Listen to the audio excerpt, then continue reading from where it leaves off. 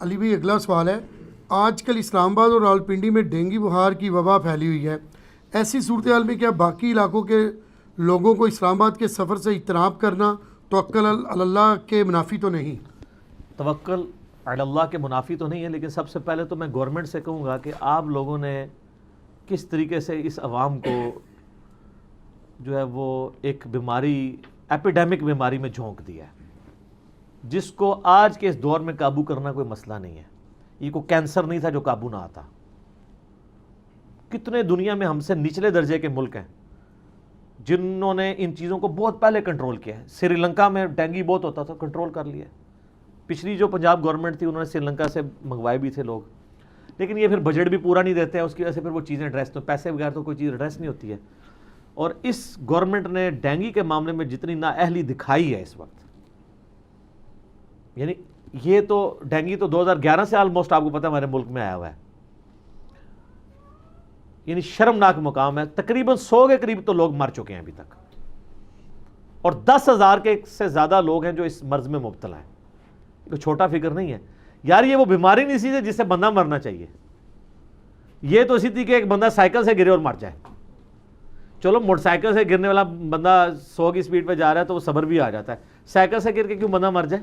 اور اللہ نے تدبیر سکھائی ہے انسان کو، یہ یاد رکھیے گا۔ اللہ نے یہ نہیں کہا کہ آپ نے بسم اللہ الذی لا یضر پڑھ کے سانپ کے منہ میں ہاتھ دے دینا ہے تو سانپ نے کاٹ لینا ہے آپ کو۔ اس لیے حدیثوں کے ساتھ لکھا ہوتا ہے ناگہانی آفت، جو آپ خود جا کے ہاتھ دیتے ہیں وہ ناگہانی نہیں ہوتا، وہ آپ اپنے اوپر تقدیر غالب کروا رہے ہوتے ہیں۔ یہ وظائف ناگہانی آفتوں کے لیے ہوتے ہیں۔ جب آپ خود ڈوبنے کے لیے تیار ہیں پھر تو نہیں آپ کو بچایا جائے گا۔ ٹھیک ہو گیا؟ تو یہ ڈینگی والا جو ایشو ہے نا جی، اس میں ہم قیاس ہی کریں گے اس حدیث کے اوپر جو بخاری اور مسلم دونوں میں حدیث ہے کہ نبی علیہ السلام نے فرمایا کہ اگر تم یہ سنو کہ کسی جگہ پہ طاعون پھیل گیا ہے تو اس جگہ پہ مت جاؤ، اور جو لوگ وہاں پر آباد ہیں وہ لوگ وہاں سے باہر نہ نکلیں۔ یعنی یہ دو چیزیں آ گئی نا کہ جو لوگ وہاں پہ آباد ہیں وہ باہر نہ نکلیں، اور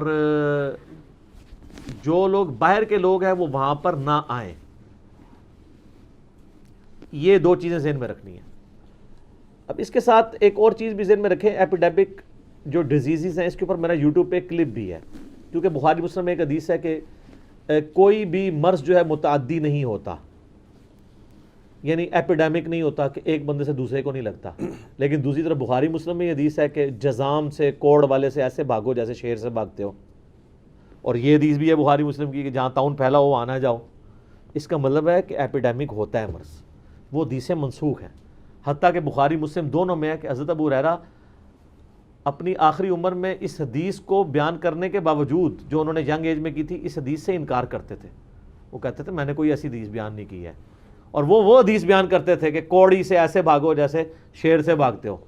وہ دوسری والی حدیثیں بیان کرتے تھے کہ جو ایپیڈیمک ہوتا ہے مرض۔ تو یہ محدثین یہی کہتے ہیں کہ یہ حدیثیں منسوخ ہیں۔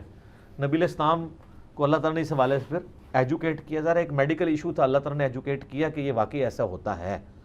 لیکن جن حدیثوں میں کہا گیا اس میں یہ بھی ہے کہ بخاری مسلم ایک حدیث ہے کہ وہ صحابہ کہتے ہیں کہ ہم نے دیکھا ہے خارش والے اونٹوں کے ساتھ جو بیٹھتا ہے اونٹ اس کو خارش لگ ہی جاتی ہے، تو آپ فرمایا پہلے اونٹ کو خارش کون لگاتا ہے؟ تو وہ اس طرف بھی توجہ دلائی گئی ہے کہ ٹوٹلی آپ نے ایپیڈیمک پہ نہیں، وائرل ڈیزیز پہ نہیں جانا، اللہ کو بھی بیچ میں رکھنا ہے۔ ہم نے کئی لوگ دیکھے ہیں کہ اتنے مرض پھیلا ہوتا ہے وہ بالکل ٹھیک رہتے ہیں، تو ان کو بھی تو اللہ بچاتا ہے نا، ان کی کوئی اسپیشل پروٹیکشن تو نہیں ہوتی۔ تو طاعون کے مرض کے حوالے سے یہ ہے کہ آپ وہاں نہیں جائیں گے، اسی پہ آپ قیاس کریں گے جہاں پہ ڈینگی پھیلا ہوا ہے آپ وہاں نہ جائیں، اور یہ چیز حکمی ہے۔ مجھے ابھی پچھلے ویک میرا ایک اسلام آباد ہائی کورٹ میں بڑا کریٹیکل کیس لگا ہوا تھا، تو مجھے وکیل نے کہا جی میں نے آپ ڈیٹ ہے، میں نے کہا میں نہیں آؤں گا، کیونکہ نبی علیہ السلام نے حکم فرمایا کہ وہاں اس وقت مرض پھیلا ہوا ہے، ہمیں نہیں وہاں جانا۔ ہاں کسی کی بہت مجبوری ہو جاتی ہے، کوئی مریض لینا جانا پڑ جاتا ہے، کوئی آفس میں جاب کرتا ہے اس نے تو جانا ہی، وہ ایک علیحدہ معاملہ ہے، اس کو تو بلکہ پھر یہ کہ ویکینڈ پہ یہاں نہیں آنا چاہیے، جو اسلام آباد میں جاب کر رہا ہے پنڈی میں، اس کو کیونکہ حدیث میں الفاظ ہیں کہ وہ پھر علاقہ نہیں اپنا چھوڑے گا۔ اور اس میں ایک بڑی پیاری حدیث ہے، بخاری مسلم دونوں میں ہے۔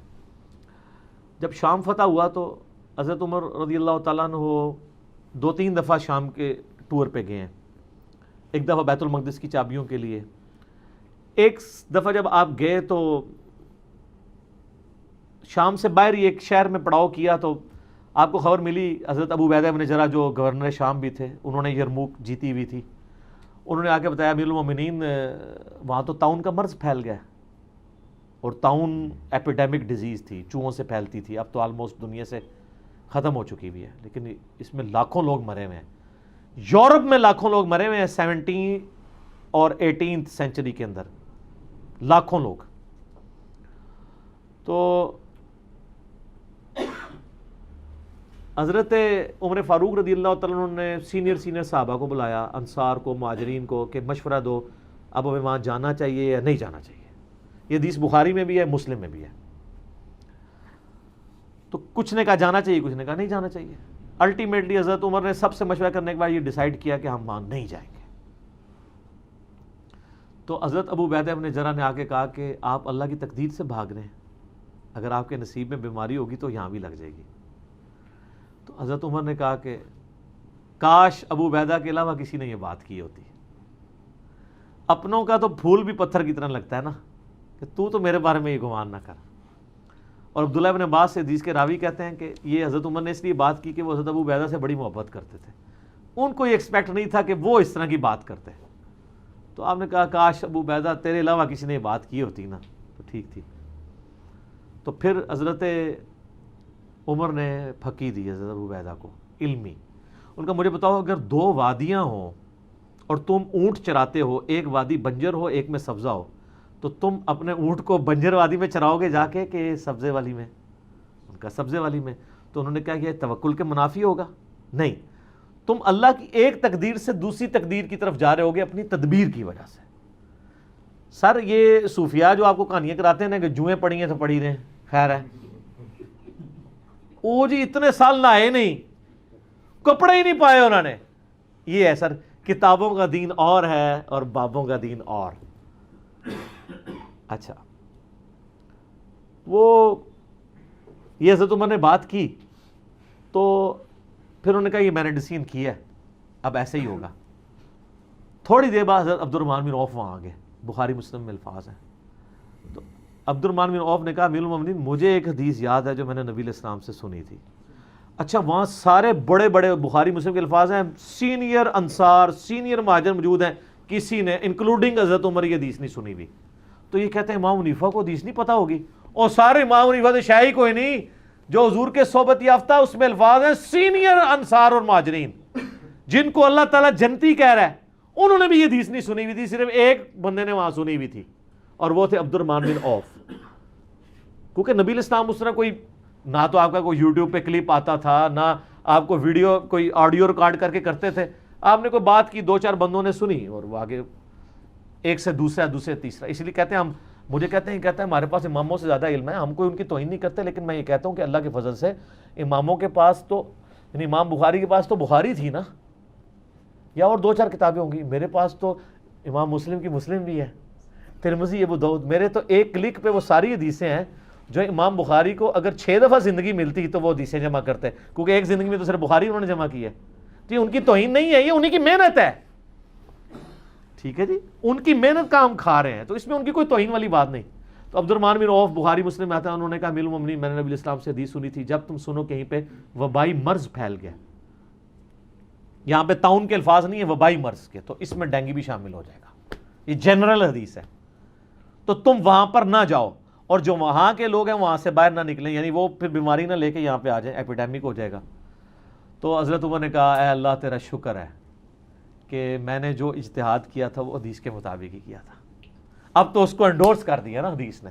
تو باقی صحابہ نے تو ابھی تک تو معاملہ حضرت عمر کے اجتہاد کے اوپر یا ان کے ایک ایگزیکٹو آرڈر کے اوپر ان کے ڈیسیژن پہ مانا تھا. جب حدیث آ گئی تو پھر فَإِن تَنَازَعْتُمْ فِي شَيْءٍ فَرُدُّوهُ إِلَى اللَّهِ وَالرَّسُولِ کے تحت سب نے مان لیا.